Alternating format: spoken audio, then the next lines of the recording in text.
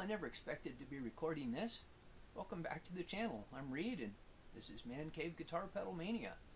I'm actually recording this as just an informal vlog. I'm putting it up on Dr. Andre Floyd's Clarity Guitar School, and I thought, you know what? Why not put this up on Man Cave Guitar Pedal Mania? It's been 5 or 6 years since I recorded a video. So first, I'll tell you why.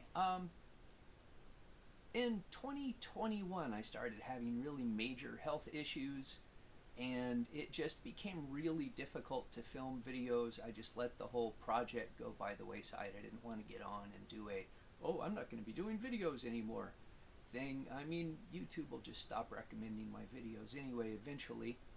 And for a long time, what I really wanted to do was do pedal demos, but what got all of the views were me doing guitar building projects, like this one, which is the Stumac Wilkinson S Modern, I think they call it their Modern S kit. This is by a wide margin my most watched video. It has 63,000 views currently, which, I mean, one, I'm incredibly grateful that anybody ever wanted to watch that video, but two, you know, I'm not somebody who really knows much about what he's doing building guitars. I did it for fun, and it was really stressful trying to actually become good at it. So once my health got bad, I stopped doing projects, but I keep kind of going back to it. By the way, this video is going to have a lot of talking in it, but I wanted to do a little vlog on this guitar, which I just recently finished, and I wanted to tell you about the process. I didn't film any of it, but I think there's a lot to be learned here, especially about using cheap components. This is not sponsored in any way. I've never been sponsored by anybody who would sponsor this channel, but I will put links in the description to all of the things that I'm talking about here. So, this all started at the Dallas Guitar Show last May. Mighty Might was there, and they were selling boxes of factory leftover parts. Apparently they do a lot of guitar reclamation. And I don't remember how much the boxes were. I think it was $35, and they had a little sign on it that said, each one of these boxes is guaranteed to have a guitar pickup worth at least $80. So I thought, sure, why not? So I got one, and it had a Seymour Duncan Duality in it, which was a pickup I'd never heard of, but it's an active humbucker by Seymour Duncan. And I thought, well, that's pretty cool. I mean, it had a bunch of miscellaneous hardware and things too. But I went back and I got a second box, and it also had a Seymour Duncan Duality in it. One was an F-spaced, which is designed for, I mean, some people call it Fender, but really they're designed for floating bridges, and one's just a regular spaced, which would be more of a hardtail Gibson spaced. Well, now that I had these two awesome pickups, I decided I needed to put them in a guitar. So the first thing I did was I installed it in this green Wilkinson Stratocaster, and that went pretty well. I just had it as a single pickup thing, but for the past couple of years I've been playing a lot on my neck pickup, and I really missed having one. I just had that as a single humbucker model. So I thought, I'm going to put both of those pickups into a new guitar. And as happens every year about this time, Guitarfetish had this massive sale. Now, I've bought a lot of stuff from Guitarfetish over the years, and I would say that their pickups are great. Their bodies are adequate, and their necks are generally not very good. I do not recommend getting a Guitarfetish neck, even their XGP necks, which are their best ones, unless you want to learn how to do your own fretwork.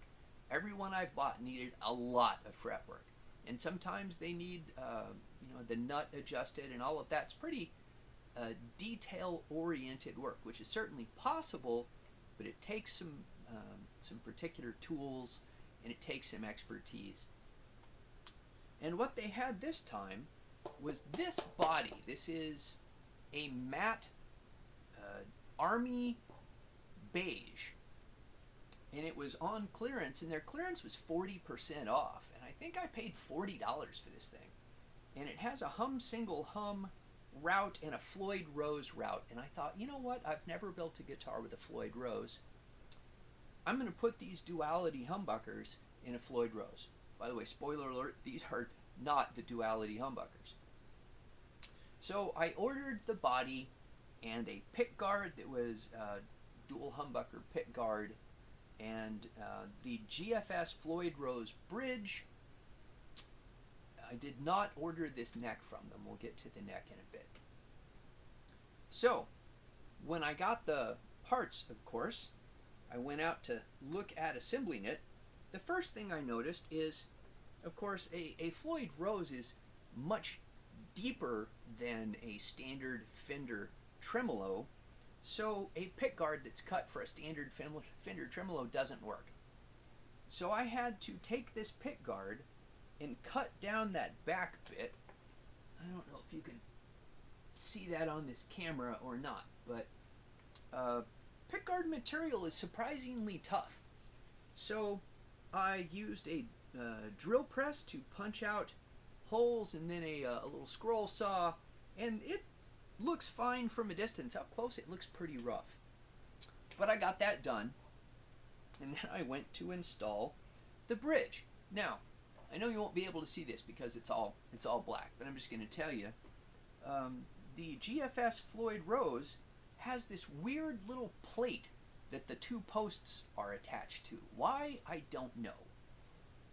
Anyway, it is the exact shape of the Floyd Rose route. So I thought, sure, no problem. So I started putting it into the guitar and discovered that while it is the right shape, it is not the correct size. And I thought, what in the world is going on at GFS? This is a GFS body, this is a GFS bridge. Why do their bodies not match their actual hardware size? It's stupid.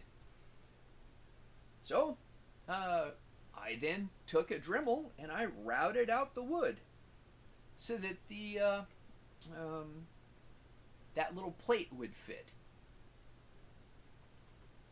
And then, once I actually assembled the guitar, I saw that this corner down here was still hitting the wood. Again, the route is the wrong size.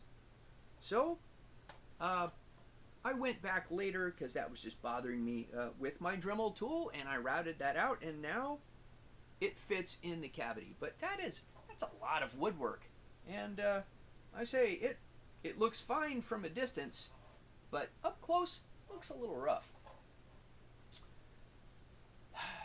This neck I want to talk about. So I looked on the intrawebs for a Fender neck that had a Floyd Rose locking nut. You know, if you order them from Warmoth is, as far as I'm concerned, the gold standard of aftermarket parts, but they are pricey. And my internet search led me to eBay, and a Chinese manufacturer had these flamed roasted maple necks with Floyd Rose locking nuts for less than $100. And I know you're instantly going to go, what? No way. But at that price, I was willing to take a chance. So I ordered the neck, and look at this thing. It has the most 3D flame I have ever seen on a piece of maple. It's incredible. And the fretwork is good. There were no dead spots, there were no high or low spots. Now, some of the fret ends are a little sharp, but that's a pretty easy fix. So, wow. This thing with tax, I don't know why a Chinese manufacturer is charging me sales tax, but with tax and shipping from China was $108. That is a bargain, and this neck is flawless. I was so impressed. I had a very nice set of Godot non-locking machine heads already sitting around the shop. So I put the guitar all together.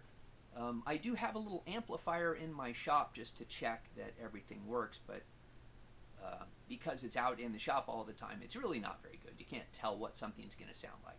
So I brought it inside, hooked it up to my amplifier, and the pickup sounded terrible. It sounded like the battery was dying. So if you've never seen it, you can take a TRS cable and a multimeter and actually check your 9-volt battery even while your guitar is all set up without pulling out the battery. And it was giving me 8.7 volts. Now, I looked at a bunch of videos. Half of the people said 8.7 volts means that the battery's dying and needs to be replaced. Half of the people said, nah, it's got months of life left in it. You should be able to do dozens of shows with 8.7 volts. So I had no idea.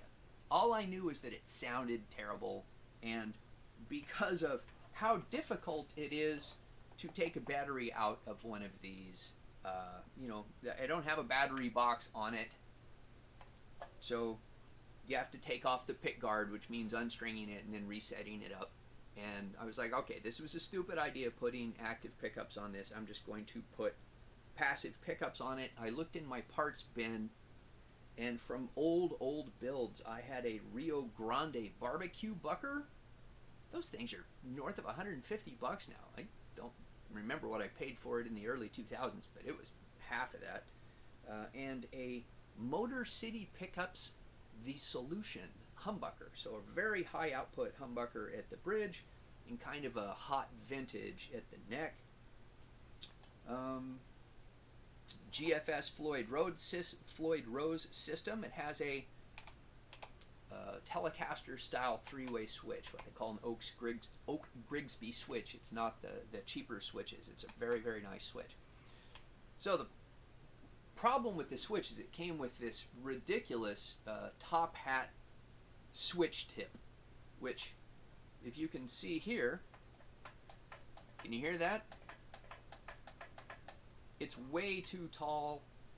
If it's in the middle position, I can't even get the bar by it. So I've ordered another switch tip, which should be much shorter, and I'll be able to actually run the trim bar from the Floyd Rose over it. The other thing I put on it this time are strap locks from Cable Free Guitar. So these were really easy to install. You can actually use them as regular strap buttons, and then they've got a little push-in grommet. Just connects like that. And I have to say, I really appreciated how they had made the interior portion fit the holes in a strap end, because I've had some strap locks that the little post is huge and just a real pain to get through the strap. I found Cable Free Guitar actually from Kirk Winstein from Down and Crowbar, talking about how he used their straps. So this is not a super heavy guitar. I do have a guitar that's over 9 pounds that I got one of these for, and it does help. It's got these fingers on it, and I don't know what you call them, little flanges to make it more comfortable. And the strap locks seem to do a very good job. So this guitar was, with all of that, it was actually surprisingly easy to put together for the parts that didn't come from Guitarfetish. I said the fact that their route did not fit their own Floyd Rose system is absolutely ridiculous. But once the system was in place, I don't know if that bar does anything. I mean, it would theoretically provide some extra stability between the posts, I guess, but the posts are already sunk into the wood. And it was easy to set up. I had never built a guitar with a Floyd Rose. I've really only built one that had a trim system in it at all, and that's that Wilkinson kit. So I had no problem stringing it up and getting it set up. It's intonated. Oh, and that's the other thing. This neck came with this locking nut attached, and it's the right height. So the strings are 0.4, actually this one's 0.7, which is a little high, but 0.4 millimeters at the low E first fret, and I've got it set to 1.5 millimeters at the 12th fret, meaning it is very, very playable. So as to whether the pickups are a good match, I'm just going to do some quick and dirty tones here. So this is the neck. And then you'll hear how much hotter and brighter it is when I go to the bridge.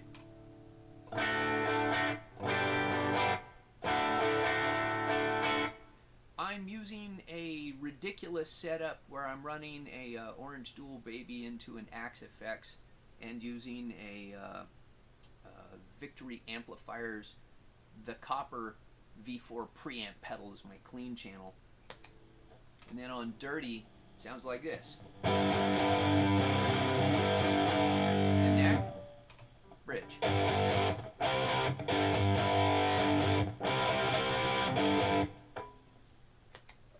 So I think it came out pretty nicely. It plays very well. Said I just cannot say enough good things about this neck. It's absolutely incredible. You know, pickups are an individual thing. I like it. I've been experimenting with trying to learn how to play jazz, and I like having the darker neck humbucker. Really, the only thing I don't like now is this switch tip. Once I replace it, I think this will be a fun guitar that will last me for years and years. So there you go. That was just a quick little vlog. Learn from my mistakes. If you're going to get a pickguard for a Floyd Rose equipped guitar, find one that came off of a Charvel or something that already had a Floyd Rose on it. That way it will have the correct cutout at the back. And if you get the GFS Floyd Rose system, and it seems high quality, their advertise or their store page says it's steel with a brass block, which I believe it feels like a very high quality component. It's a good vibrato system. I have nothing bad to say about it, but expect to do some routing on your body, which, I mean, for me that wasn't a big deal. For a lot of people, the fact that it doesn't simply go in is going to be an absolute deal breaker. So there you go. I don't expect anybody other than possibly my dad and the people at the Clarity Guitar School to check this out. But if you do, thanks for stopping by. I may put up occasional informal videos like this. I won't be putting a lot of effort into them because I'm not doing the channel anymore. I just thought that this would be fun. And again, just had some comments to make. So thank you for stopping by. And to anybody who's ever watched one of my videos, thanks a lot.